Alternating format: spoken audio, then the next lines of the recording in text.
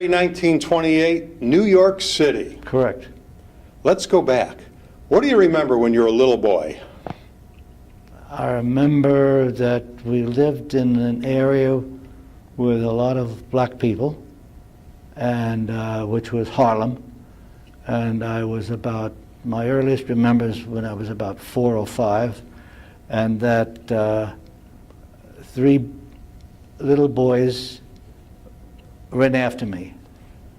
My earliest recollection is they wanted to get me or take something from me or whatever it was. But I was so fast, they never got me. And so I escaped, let's put it that way.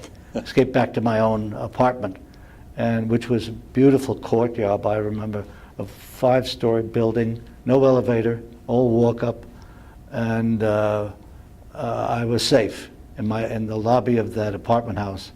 And we were considered rich in that area, which was ridiculous. My father was a storekeeper.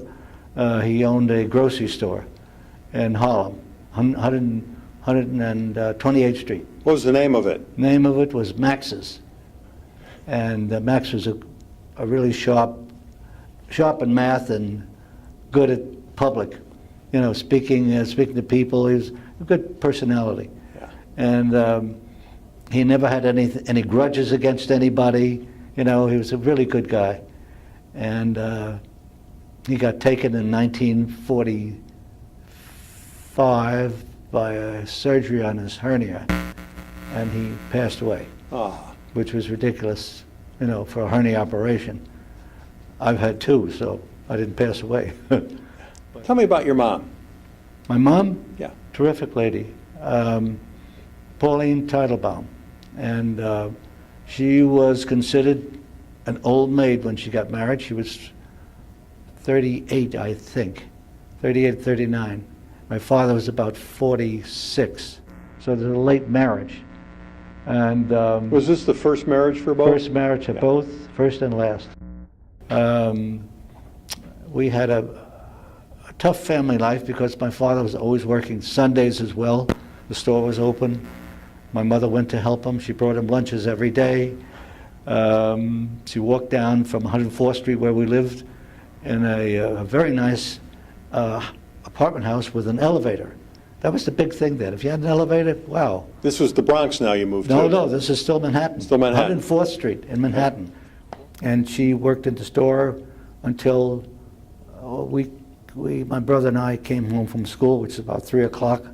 And my father stayed in the store till about 8:30, and he'd walk home.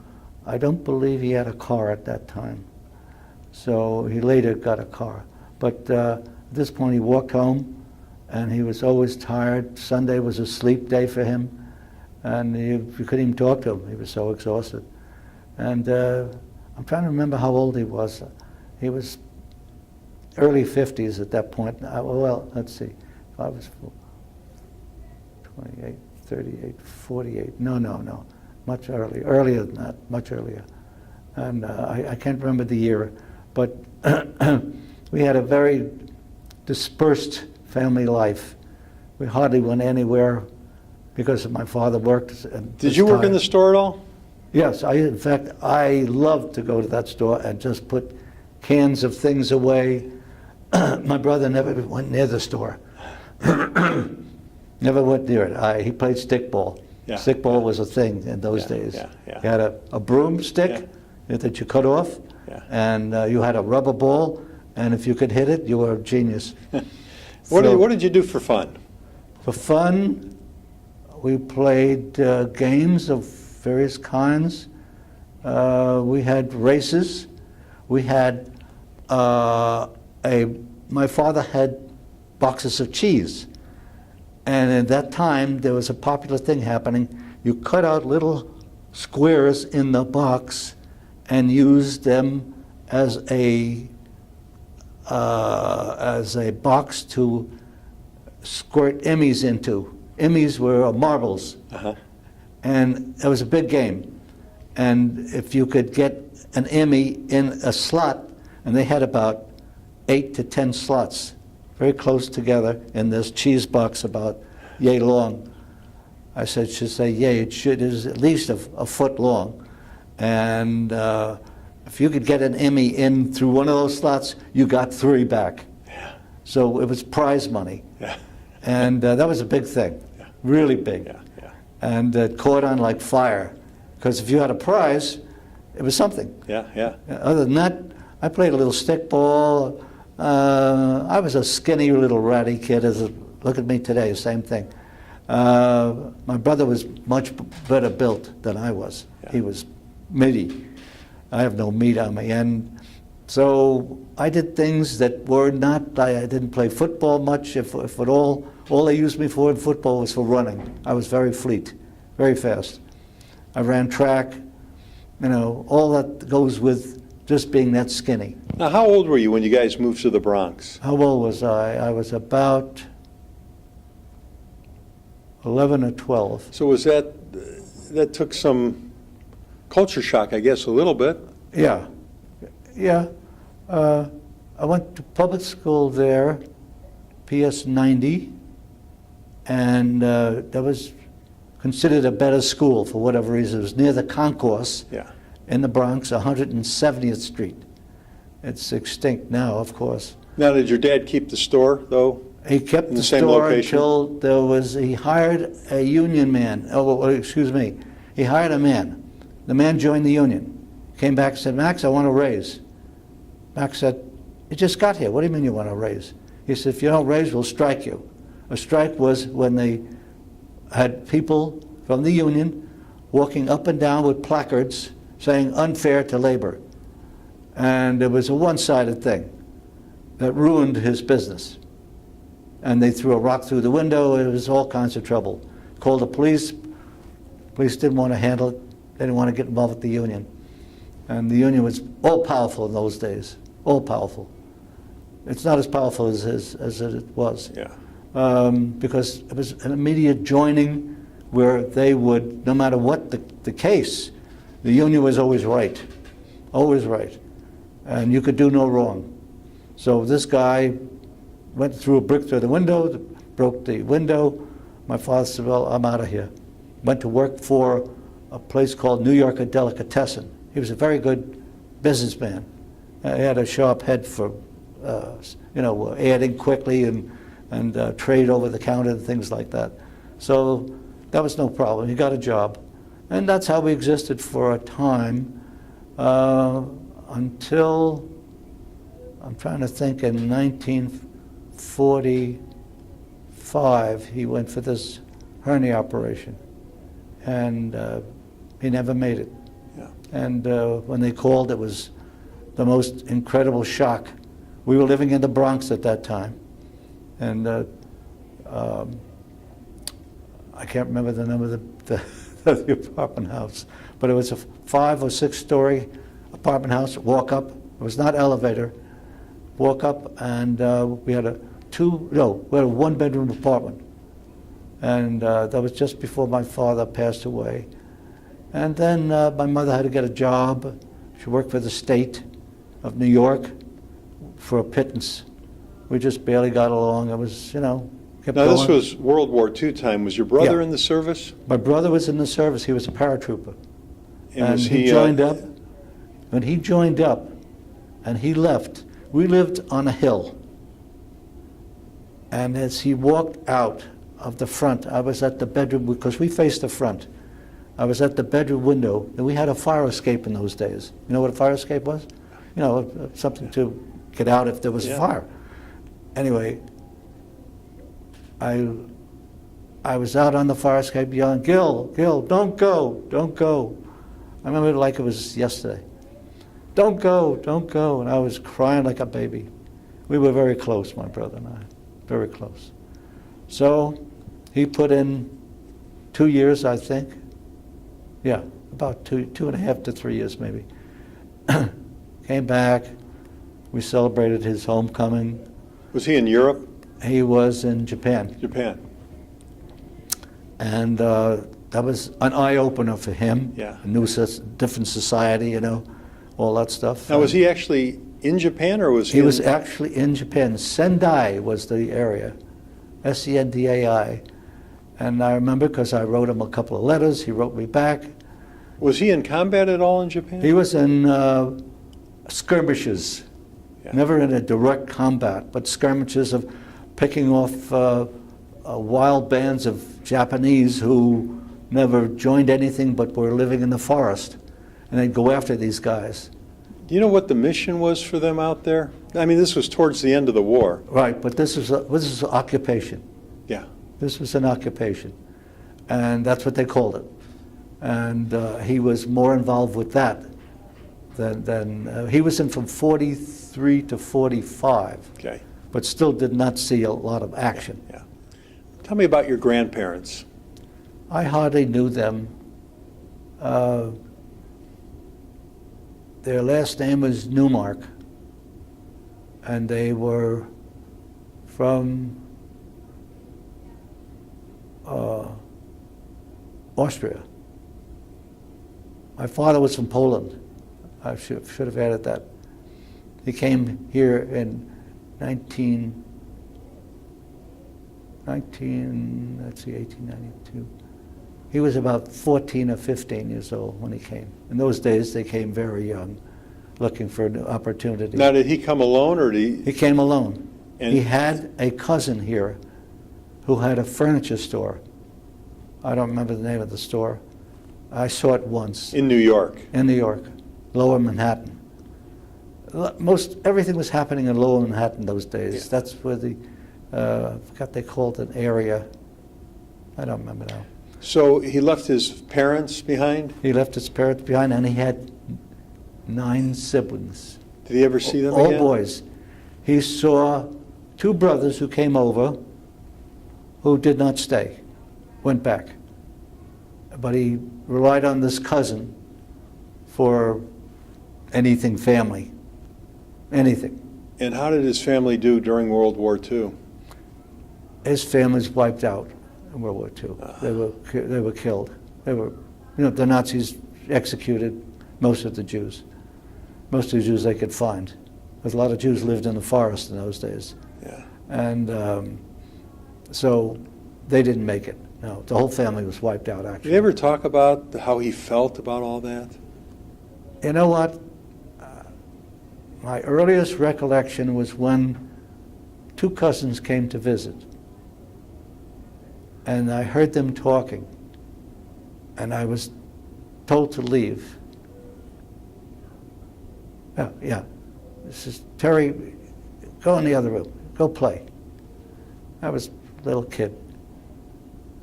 And I heard them talking. Of course, I couldn't make out what they were saying, basically. And they were probably talking about family and what happened and all that, but I could never hear the real story. Never. So you didn't really, obviously. My father got 1 letter, I remember, in Yiddish. And of course I couldn't read at that time, and so he never read the letter translated into English. He just kept the letter. And I don't know where that letter is. It disappeared. So I have 1 letter from my father that I kept. I still have it as a treasure. A letter that came to him from somebody. I don't even remember who. It's packed away. Yeah. So I was the only, my brother never kept any memorabilia. I kept whatever there was. Yeah. I loved that stuff. Historically, I just loved all that stuff that I could keep that could give me a sense of family or a sense of being, a sense of who I might be, Right. what a sense of worth, all that, because it was missing. The only thing I had to rely on was my mother's family, Yeah. which we were all very close. And tell me about your mom's parents. My mom's family, she had 5 sisters. 5. She was the youngest. And Pauline could do no wrong.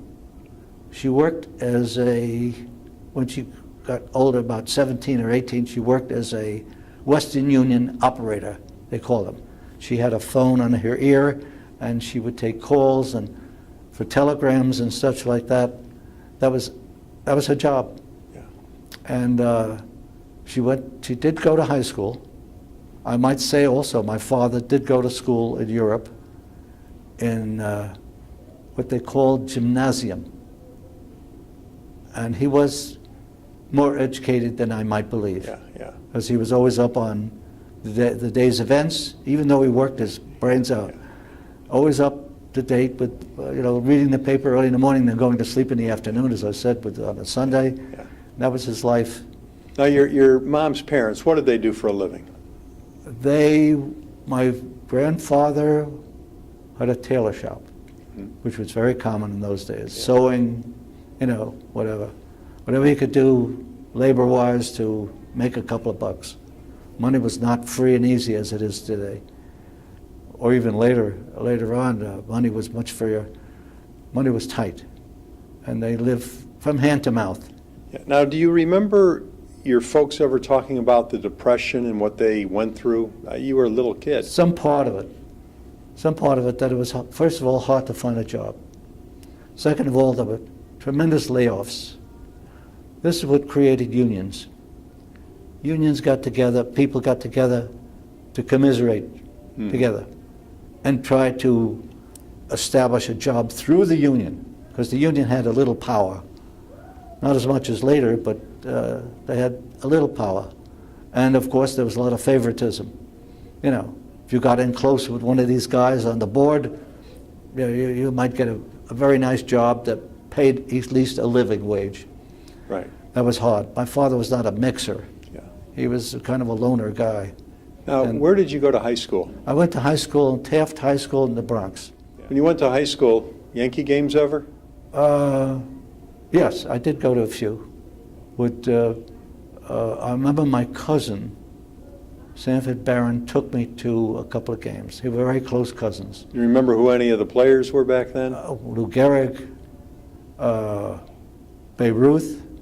I saw Babe Ruth once. After that, I think he was out.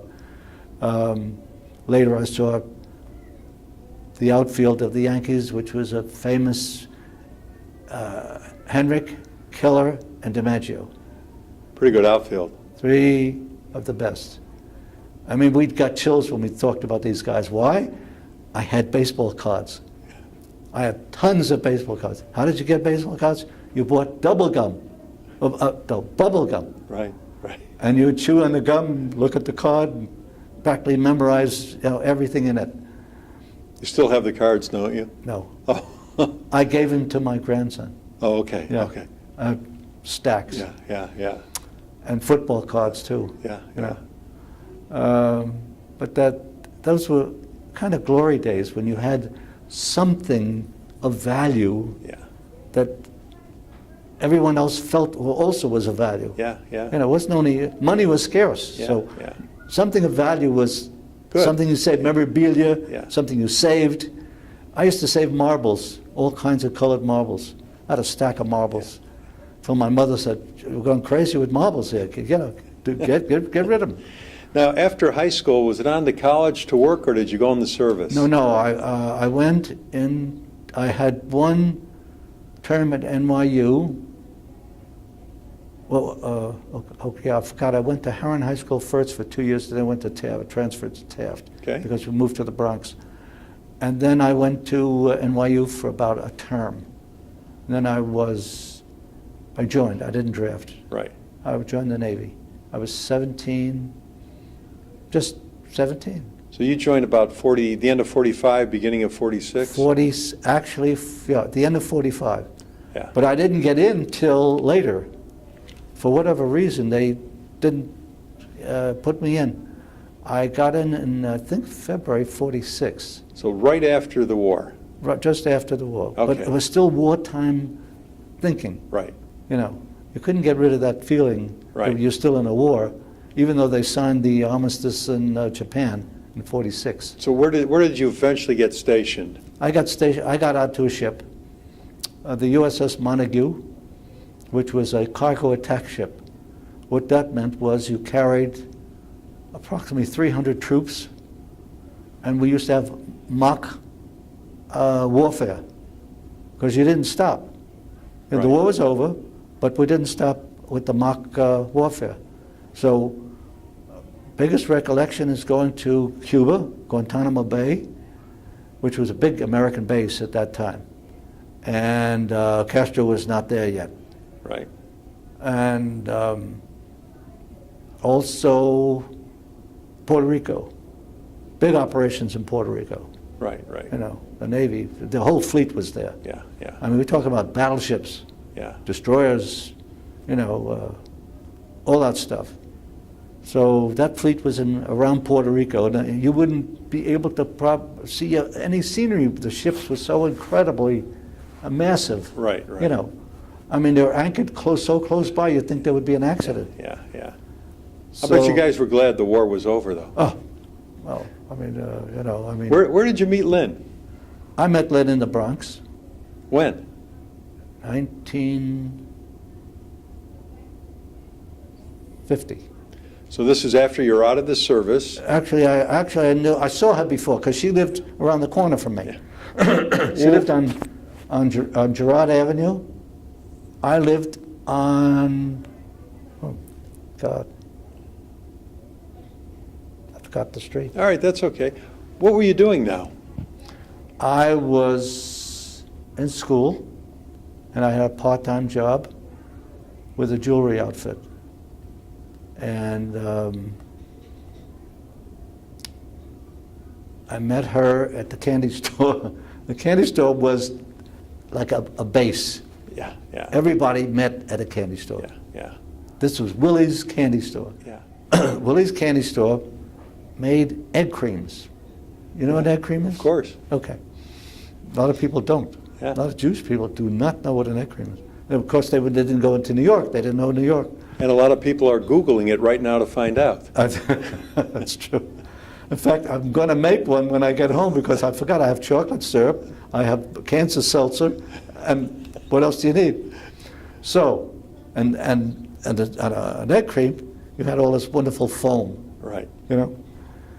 And so my earliest recollection of my wife was she came into the candy store, and I thought she was a very attractive girl. Yeah. And I said, "What's your name?" And she said, "What's your name?" And it didn't nothing happened after that. It just, we happened to see each other going back and forth. Then I used to, and she lived around the corner, and a friend of mine lived in that same apartment house. And he lived on the ground floor facing the courtyard. Courtyard was the entrance to the building. Right. And he could see everything from his desk. I used to sneak up under the radar where he couldn't see me. In other words, he had a line of sight. I practically crawled underneath just to go up and see her.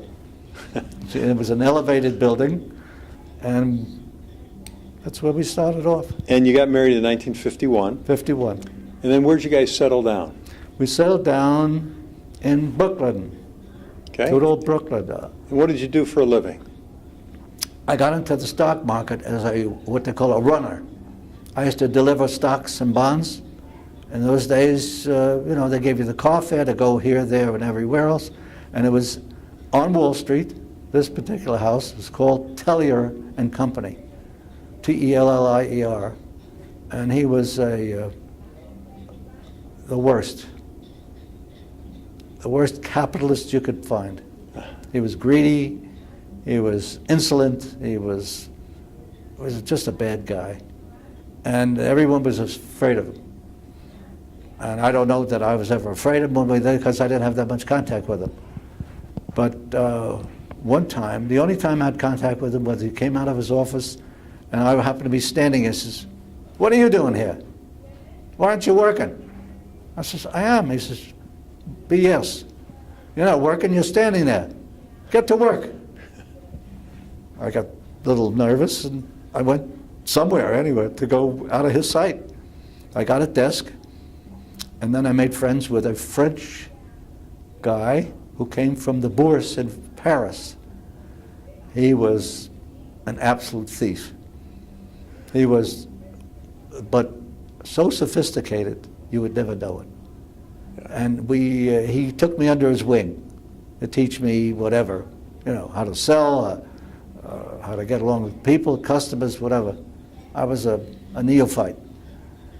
And it was very enjoyable. He was a good guy, but a thief. Yeah. And his wife was a beautiful woman. And what business was this? This is in the brokerage business. Okay, still in the brokerage. Stocks and bonds. Okay. We used to call it stocks and bombs. Yeah. So is this the business you stayed in then for your career? I stayed in it for 10 years. Yeah. What Then- brought you guys to Dallas? What brought us to Dallas? Went to California first. Lived there for 17 years. What did you do in California? I joined the uncle, that's why I went out there, in a window cleaning business. So you left Wall Street and you I went to left Wall California, Street because Wall Street was, like at that point, was like dying. right? There's no business for whatever reason.